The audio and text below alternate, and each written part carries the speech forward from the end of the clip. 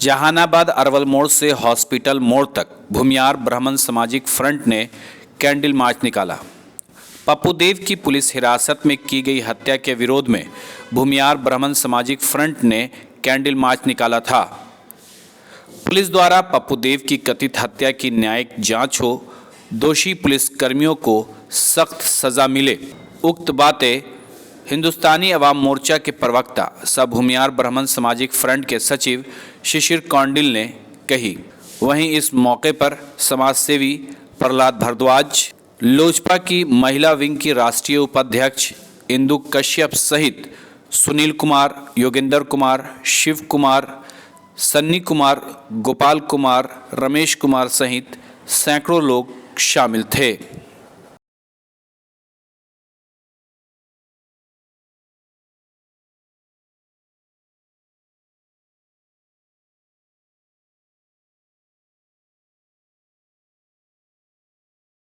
अठारह दिसंबर को पप्पू देव का जो हत्या हुआ वो पुलिस कस्टडी में, उसके विरुद्ध में हम लोग आज कैंडल मार्च निकाले हैं कि उनका न्यायिक जांच हो।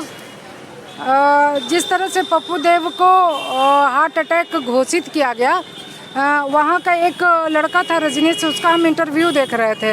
वो प्रत्यक्ष वहाँ था, वो बता रहा था जब उसकी हत्या होकर के एक अस्पताल में उसको एक रूम में बंद कर दिया गया और पूरे अस्पताल को पुलिस का छावनी बना दिया गया था। कई जिला से पुलिस आकर के उस ये को घेर के रखा हुआ था। जब उसका विरोध करके ज़बरदस्ती गेट खुलवा करके उसको देखा जाता है तो देखता है कि पप्पू देव का 30 जगह चोट लगा हुआ है। एक सर पे लगा हुआ है जहाँ पूरा ब्लड क्लॉटिंग होता है, दूसरा पूरे नाखून निकाला हुआ होता है, जांघ में होता है। इस तरह से करके 30 जगह जब पोस्टमार्टम रिपोर्ट आता है तो 30 जगह उसका पिटाई हुई है। तो ये कहीं ना कहीं ये साबित करता है कि आपके सुशासन राज्य में इस तरह किसी का हत्या कर देना और उसको हार्ट अटैक साबित कर देना, ये बिहार के लिए दुर्भाग्यपूर्ण बात है। उनका न्यायिक जांच हो और हम लोग सीबीआई से मांग करते हैं कि उनके परिवार को न्याय के साथ न्याय मिले और उनके जो परिजन है, जो उन पे आश्रित है, उनके परिवार को नौकरी दे और 50 लाख रुपया दे सरकार। देखिए, बेसिकली सहरसा में जिस तरह से पप्पू देव की हत्या हुई और वो भी पुलिस हिरासत में, जब कोई व्यक्ति पुलिस के द्वारा गिरफ्तार कर लिया जाता है तो फिर ये मामला जो है वो कानूनी प्रक्रिया के तहत है। अगर गिरफ्तार व्यक्ति को पुलिस अपने हिरासत में डंडे से इतना पीटे कि उसके शरीर का ऑर्गन काम करना बंद कर दे और उस व्यक्ति की मृत्यु हो जाए, ये तो बड़ी अपरिहार्य है। अब ये समझना पड़ेगा इस देश में कि देश संविधान से चलेगा या फिर पुलिस के डंडे से चलेगा। दूसरी बात कि एक अधिकारी है, आईपीएस अधिकारी, जिनका नाम है लिपि सिंह। पूर्व में भी वो चुनाव आयोग के द्वारा ब्लैकलिस्टेड हो चुकी हैं और जो आईपीएस अधिकारी, आपने देखा होगा कि उन्होंने जिस प्रकार से मुंगेर में उनका एक्ट रहा, अनंत सिंह के खिलाफ वो ऐसे बिहेव कर रही थी मानो कोई देश के दुश्मन के साथ भी ऐसा बिहेव नहीं करता है।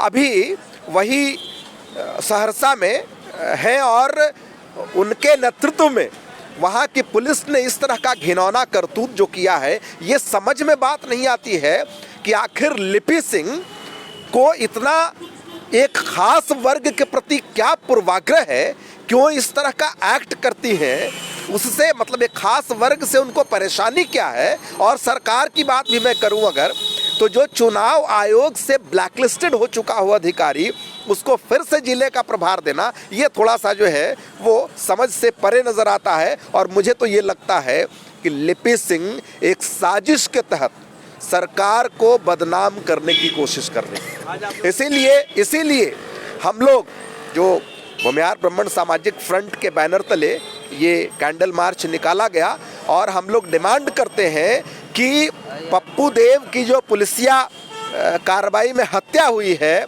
जो पुलिस ने डंडे से मार करके उनकी हत्या की है, उसकी न्यायिक जांच हो और जो दोषी पुलिसकर्मी हैं इंक्लूडिंग लिपि सिंह, उस पर सख्त से सख्त कार्रवाई हो।